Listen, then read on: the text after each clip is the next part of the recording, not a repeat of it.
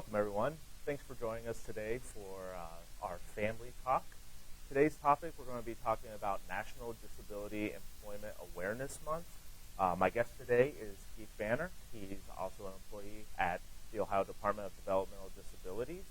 I want to give Keith just a moment to tell us what your position is with the department and a little bit about your background. Great. I'm one of four employment and community life engagement project managers. I work in the Southwest Ohio region.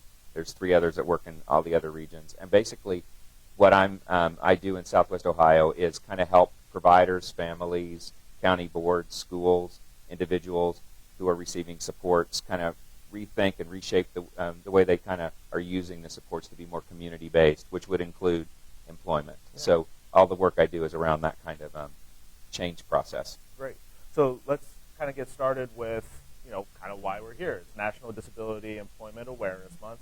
Tell us a little bit about that and why it's so important to raise awareness around these issues. Well, I think, first of all, it's like a national kind of acknowledgement that businesses can really and employers can really benefit from people with disabilities, their skills, what they bring to the table. So it's a month-long kind of celebration and kind of building the capacity so that we can kind of both sides of the coin, the supporters of people with disabilities and the employers of people with disabilities kind of come together and kind of look at what everyone that has a disability has to offer to the workforce. So it started actually, I just looked it up to today, it started in 1945 with vets from World War II coming back with physical disabilities, and so they kind of shaped a month-long kind of outreach to businesses to help hire people with physical disabilities, and it kind of morphed into all kinds of disabilities to include in that kind of awareness around employment. Awesome. So can you tell us what some of the national trends are and kind of compare those to what's going on here in Ohio? Yeah, I think Ohio has always been kind of at the forefront, especially around employment for people with disabilities and developmental disabilities.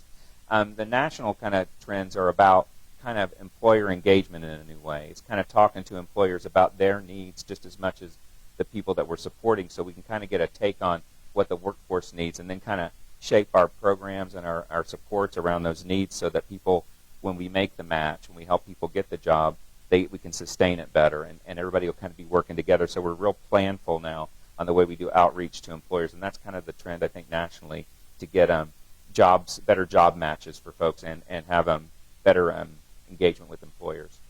So Ohio is an employment-first state. Yes. Tell us a little bit about what that means.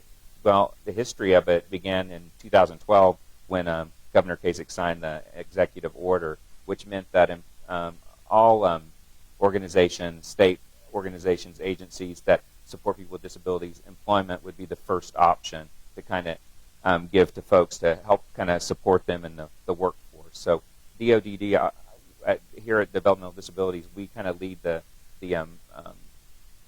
advisory council and also the kind of initiative.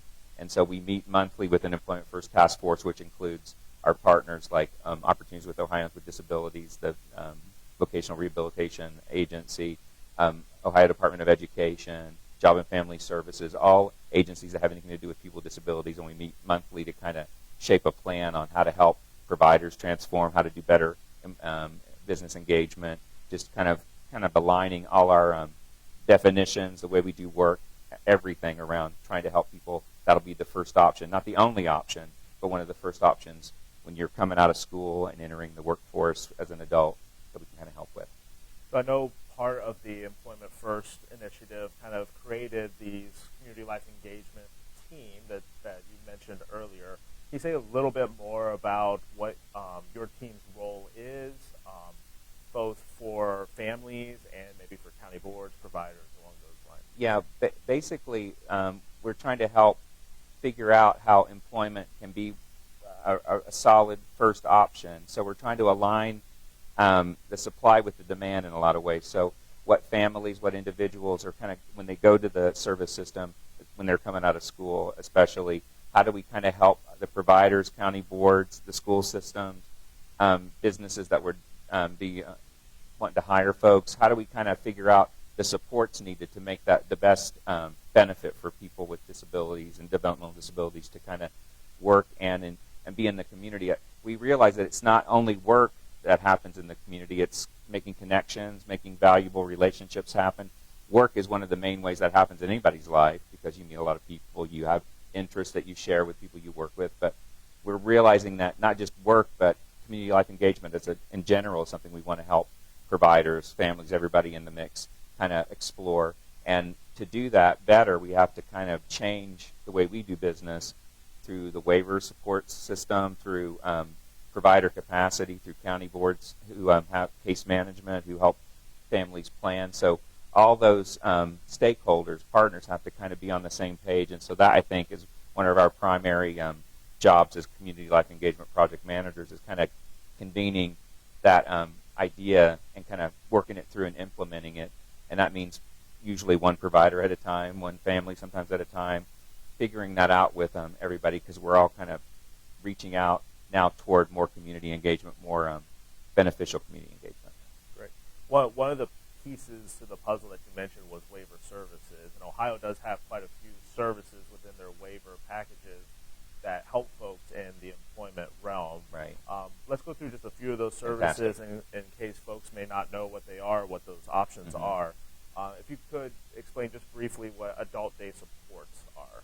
Adult day supports are they help folks that again have transitioned out of school through the waiver to kind of explore their community and kind of figure out where they fit in the community, their interest, their what kind of skills we need to work on to kind of introduce them to developing meaningful relationships and kind of like exploring interests that they've never been able to explore before. So it's really a good kind of way to figure out where you fit in the world. And so Adult Day kind of does that kind of support. And then what is vocational habilitation?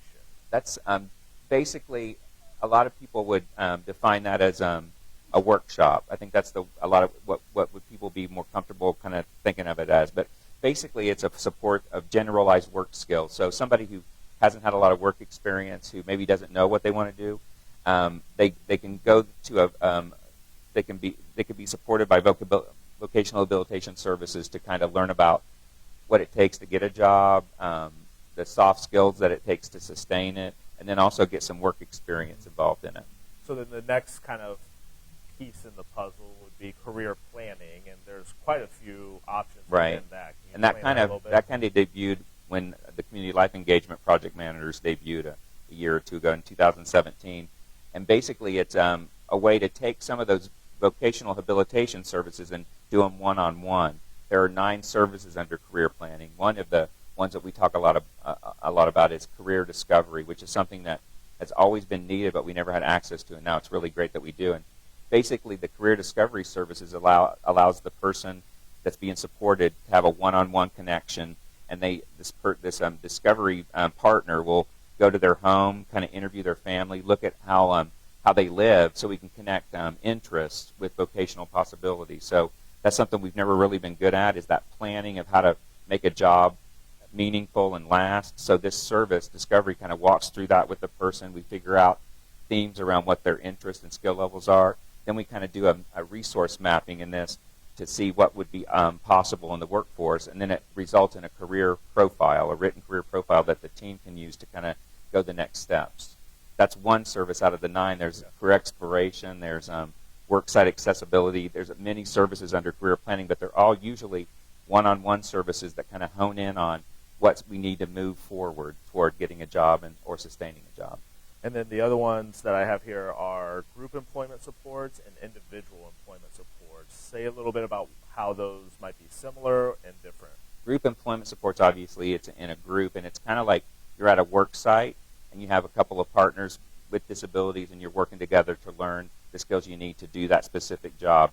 And individual employment supports is you have a job, a community, competitive, integrative job like anybody else, and you need support to supplement the training you get already. So it's a job coach is basically what individual employment supports is. So all these services, from adult day support all the way to individual employment supports, seems like a wide spectrum of supports that we can get through the waiver services here in Ohio. Can you say a little bit about how does a family go about choosing? Like how are they involved in the process? Obviously, this goes through the team process, but say a little bit about that. I think that what you're hitting on is the planning of it and the accessing of it. And we have system, a way to do that in Ohio through the place on the path to employment. We've kind of posited 4 places on the path to employment, from 1 where you have a job but you need some help to maybe advance, to 2, you don't have a job but you really want one and now you need support to go out into the workforce. 3 is, I'm not too sure about work, what it means. So, and then 4 would be, I don't think I want to work, but I need more kind of informed choice going on. So those 4 kind of places on the path kind of help you access services in a beneficial way, in a better way, because now if you know where you are on this journey, you can kind of access the services. Like at place 1, you might want to do a career exploration to see, maybe I have a job, I'm not being able to advance, I may want to try something else. Place 2, you might want to look at looking at services through OOD, through the VR agency to do that, but you might want to do a career discovery on place 2 to figure out exactly where you fit. On place 3, it might be vocab, because I don't have a lot of knowledge about generalized work skills or even what direction I want to go. So each place, although it's not like a prescription, each place has a way to kind of access services, and so that planning process becomes easier to kind of start talking about and kind of figuring out and imagining, because now I know here I am, and here's some of the supports that would meet those needs. And then also it gives us this advantage of moving forward, whereas a lot of times people will get stuck in one program and stay there for a long, long time.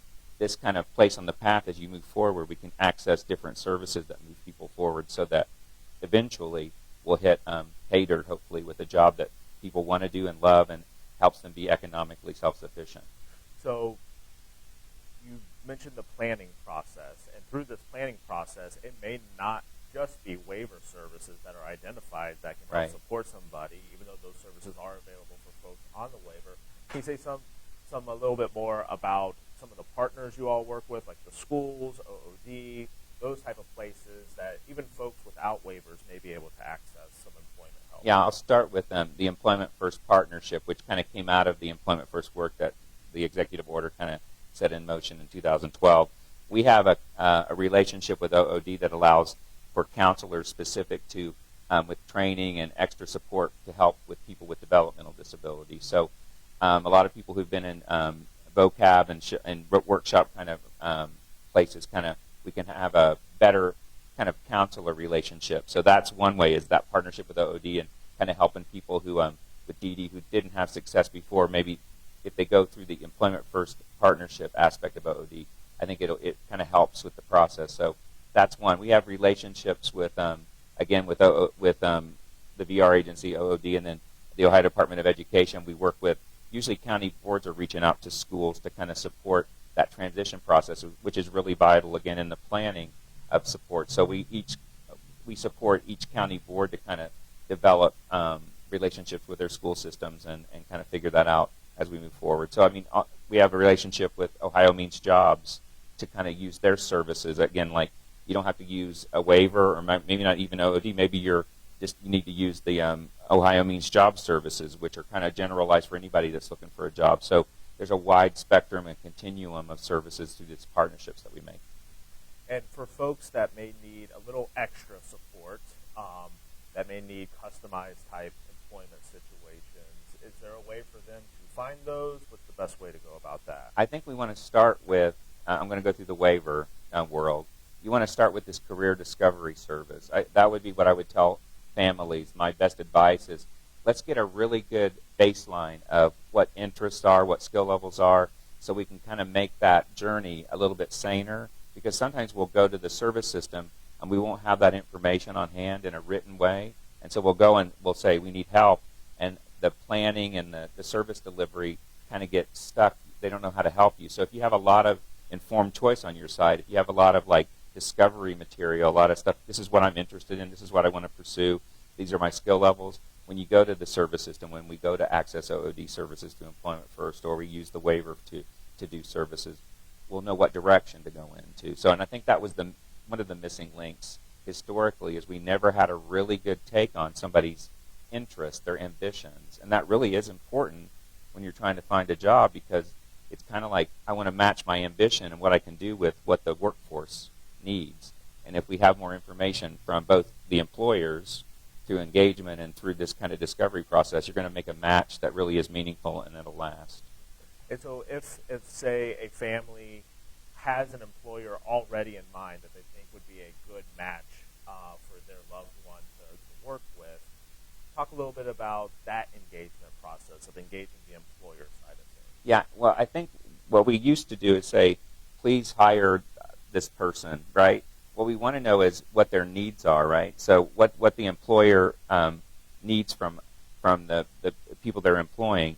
And sometimes they don't know their needs as much as you might be able to. You can help them understand their needs better. So what I did employer engagement for a long time in Butler County, DD, and I would go to employers and I'd just say, let me walk through with you what you do, and I would be able to find jobs for people that I'm supporting that maybe don't have a job description but would help efficiency. So that customized employment idea, that job carving, is something that we really need to work on, and that's through employer engagement and then also knowing all the skills and the interests of the people we're supporting and making that match. So I would say to them is like, try to help figure out with the business, the employer, what they need, because sometimes the people we're helping to access the workforce may not fit a job description, but they could fit a job that would help the business. And that's kind of the model for the best kind of job development, especially for people who maybe can't interview so well or can't do the full spectrum of a job description, but can do some aspects of it really well. We want to be able to help businesses understand their worth and that connection. So if I'm a family that has a young child that is, say, in elementary school, should I start thinking about employment? What's my role at that age? Right. I think and the school system will kind of hopefully help you with this, because at 14 for sure they're going to start asking through if you have an IEP about transition planning. So you want to be, again, prepared to kind of help your son or daughter have some informed choice. So the more information that you can kind of help them have about themselves, about what they can do, like help them understand where they fit into your household, like what chores do they do, what kind of skills are they learning at home, and then kind of blend that with the skills the learning that's happening in school. And always kind of, I don't think you have to focus in on, like, you have to do this job at the end of your career, at school career, but start focusing in on expectation, responsibilities. What do you want to do? What's your ambition? Even at, 1 or 2, well, first or second grade, not 1 or 2, I don't think, but first or second grade, and kind of help them kind of shape the way they communicate that to their teacher and to all these systems. The more informed choice and the more they have the ability to kind of tell people what they want to do and what their ambitions are and what they can do, the better. So, and then working that through the IEP process, and then once they get to the DD system, and as they start transitioning out, maybe have a format where you can kind of write down all this stuff outside of the agency plans. It doesn't have to be complicated, just a sheet with, this is what my kid can do. He's really interested in this. She's really interested in that. Some examples of what they're good at, some examples of their interest, maybe a video, any way to communicate that out so that we can kind of use that information to make the services make sense. So you talked just there about the transition piece, and we all know that's a very important part of it. What can families do beyond this kind of one-page profile for folks? How can they engage the school system, their county boards? Who should they be talking to through the transition process to employment or adult services? I would start obviously with the intervention specialist, with the teacher in school, and kind of read the room and see what they know. And then I'd also kind of get familiar with OOD and with the DODD and with your county board. Probably your initial relationship as they become more adult, as they enter the adult world, would be kind of getting to know how the county board system in your area works, because we have 88 different kind of counties and COGs, so it's very localized. So I would kind of like start with the teacher, kind of learn about what they learn, and then as you move through, just do your homework through websites, and then through any kind of communication with other families that are going through it. I think kind of family connection and just kind of reading the room and understanding what other families are going through would be a great resource as well. That's awesome. Yeah. And then there may be some families out there who are hearing this for the first time, that they didn't know that these employment options or these services through the waiver are even available, and maybe their son or daughter have been in the same place for a long time.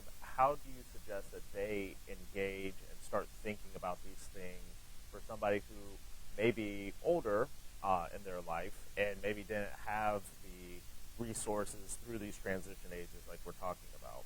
Yeah, I think basically what we want to help families kind of understand is how to see their son or daughter as somebody that's going to access services in a planful way. So you want to probably, even no matter what age they are, they're entering the system, kind of help get a baseline of what services they might need, and maybe once you know that, we'll try to match it up with what's there, right? If you start with the service as the beginning, you might not get what you need to have an outcome that's beneficial and that matters. So I would really, I go back to it, really helping that person, that family, know what they really need and what they can do, and then we'll approach the county board and the SSA and all this other stuff and the counselor through VR.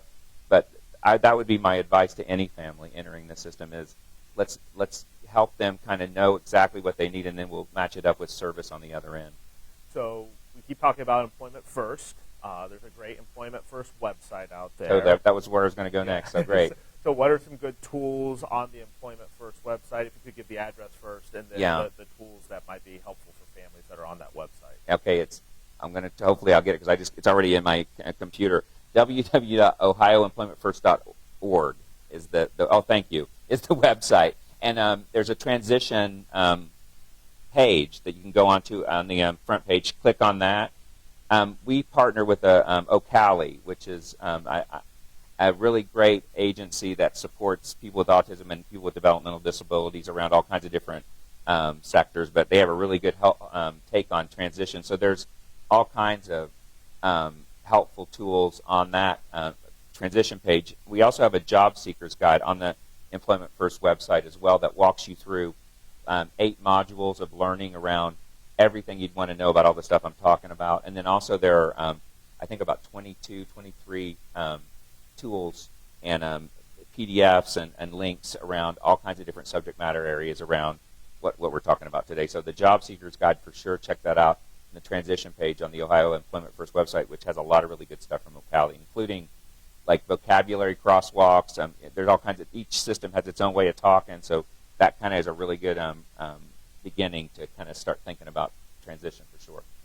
And the services that we were talking about earlier through the waivers, I know there's some easy reads and things like that on our website. Say a little bit about that. Those are fantastic. I go to them actually sometimes just so I can kind of get a take on how to really communicate it in a way that everybody can understand. It's on the DODD website, and it's just, you could go into the DODD website and go just easy reads on the search, and they come up, and then go under My Day, I think is the name of it, and they just are 2-page explanations of Employment First, of all the services we walk through, of waiver, of planning, of everything that you want to kind of have a take on. And you could actually print those off and take them with you to an IEP meeting or a transition meeting or any kind of gathering of when you're trying to plan, and you can kind of have a really good idea of the definition of the services so that they kind of will match up to what you need. Knowing what you need again, and then kind of connecting to that service really is going to get you the best bang for your buck as you move forward to kind of create really good outcomes. I know we touched on this a little bit, but the partners that we have at OOD, that's a very important partnership. If families go to that front door first, can you say a little bit about what to expect as much as you can through the OOD process? Yeah, and with our partnership, I think that this is helpful. But yeah, and in fact, there's an oodworks.org website that people can go to that really walks you through, real simple, kind of like an easy read of that whole process. But initially, when you go to OOD, they're going to try to figure out if you're going to benefit from their services, if you have a disability that has created obstacles for you to get employment. So they're going to walk you through an eligibility process. Then they'll kind of do a plan, an assessment for a plan, and it's called an Individual Plan for Employment, an IPE instead of an IEP. And in that plan, they'll help you, your son or daughter, or you, develop a vocational goal. And so all the services that OOD has, which would include job development, job coaching, community-based assessments to get you some experience around what you want to do, all that stuff kind of goes into their planning process, and then they authorize the services based on that vocational goal, and you move forward that way. Again, their services are time limited, though, so once somebody reaches their goal of getting a job, they'll maintain the connection until they're successful in that position. And then usually what happens, especially with people who are eligible for DD services, DD kind of takes over and kind of helps with retention and with any kind of issues around sustaining the employment. So as we're kind of wrapping up here, what are your general kind of thoughts about employment in Ohio? Where are we going? What are we seeing currently, and where is it that Employment First kind of wants to take us? I think one thing that's really great is we have really great providers who can do job development and do these services really well, but we didn't have a way for all of us to get together and kind of coordinate the way we're reaching out to employers or the way we're doing services. But I know in Southwest Ohio and in the other regions, now we have like networks of job developers and providers getting together to kind of do shop talk, to outreach to employers in a saner way. So I think we're ahead of the game in a lot of ways in Ohio, especially around employer engagement and kind of really making sustained employment happen for folks. Awesome. Well, thank you so much Sure. for being a part of today's Family Talk. Really appreciated all the information that you shared. Again, a lot of the resources are available for families on the DODD website. It's dodd.ohio.gov. Keith mentioned both the OOD and the Employment First website. Both of those are great resources for families to go to get more information about that. I want to remind everybody that our next Family Talk is on November 2nd. We're going to be focusing on family data and why that's important for families to both participate in and know how it's being used. Of course, you can stay up to date with all the information and all the events that we have for families on our Supporting Families webpage at the DODD website. Again, thanks to Keith for being here with us today, and thanks for everybody for viewing, and we'll see you next time.